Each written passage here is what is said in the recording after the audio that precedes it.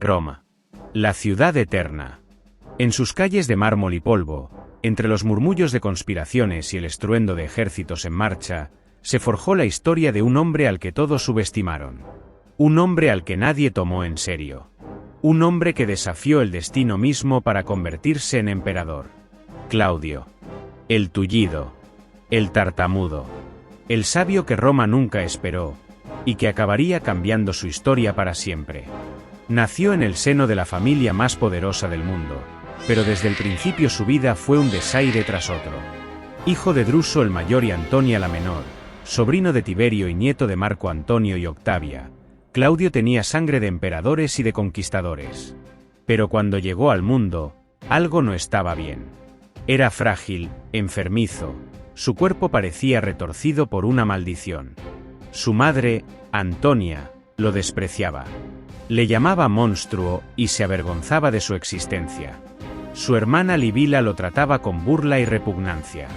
Su propia familia lo consideraba un idiota. Claudio tartamudeaba, cojeaba y su cabeza parecía moverse de forma incontrolable cuando hablaba. La corte imperial lo relegó a las sombras. Mientras sus primos y hermanos ascendían en la política y el ejército, a él lo mantenían oculto, casi como un prisionero en su propia casa.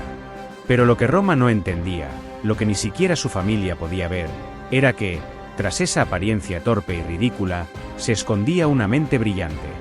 Privado de la gloria militar, Claudio se refugió en los libros. Leía sin descanso.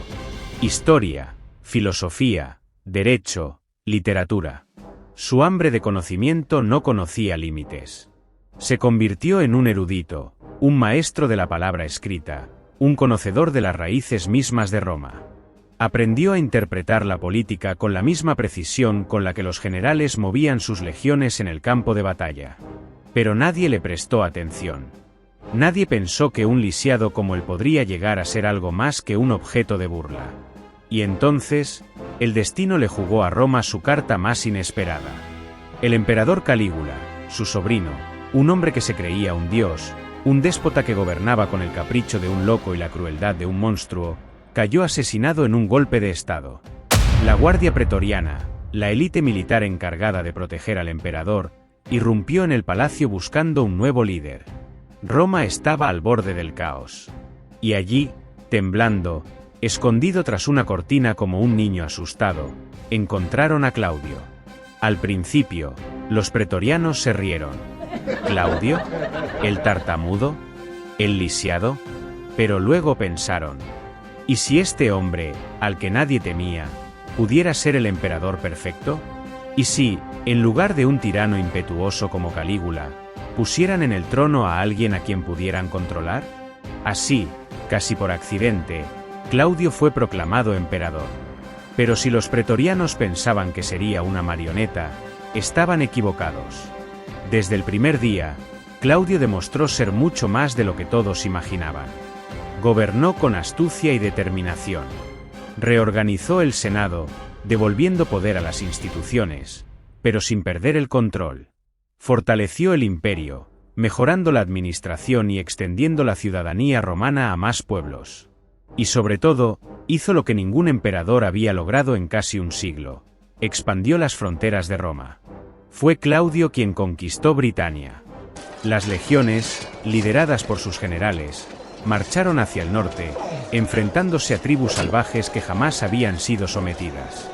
Los britanos lucharon con furia, pero Roma avanzó como un río de acero y sangre. Y cuando la victoria fue inevitable, Claudio, el hombre al que todos habían despreciado, cruzó el Canal de la Mancha y entró triunfante en la nueva provincia. Roma lo aclamó como un conquistador. Pero su reinado no estuvo libre de enemigos. Los senadores lo despreciaban, consideraban que un hombre como él no merecía el trono. Su propia esposa, Mesalina, lo traicionó. Conspiró contra él, se entregó a otros hombres y llegó a casarse en secreto con un amante, como si Claudio fuera un fantasma en su propia casa. Pero Claudio, una vez más, sorprendió a todos. Cuando descubrió la traición, no dudó. Mandó ejecutar a Mesalina sin vacilar. Y aún así, los peligros no terminaron. Claudio volvió a casarse, esta vez con su sobrina, Agripina la Menor. Fue una alianza política, una unión tejida con ambición y veneno. Agripina tenía un hijo de un matrimonio anterior, un joven astuto y manipulador, Nerón. Y Claudio, en un movimiento que sellaría su destino, lo adoptó como heredero. Los años pasaron y el emperador comenzó a notar los susurros a su alrededor. Se hablaba de su muerte. Se decía que Agripina quería poner a su hijo en el trono cuanto antes. Y entonces, ocurrió. Un plato de setas, el manjar favorito de Claudio, le fue servido una noche. Envenenado. El emperador, el hombre que nadie creyó capaz de gobernar, el conquistador de Britania, el erudito que convirtió la humillación en sabiduría, cayó envenenado en su propia casa.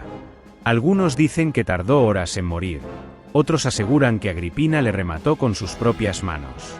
Lo cierto es que, al amanecer, Claudio estaba muerto. Y Nerón, el hijo de Agripina, se convirtió en emperador. Así terminó la vida de un hombre que había sido un chiste para Roma, y que, contra todo pronóstico, terminó siendo su amo y señor. Pero la historia lo recordaría. No como un bufón. No como un simple peón en el juego de otros. Sino como el emperador que supo desafiar su destino y gobernar el mayor imperio que el mundo había conocido. Porque en Roma, el poder no siempre pertenece al más fuerte, sino al más inteligente.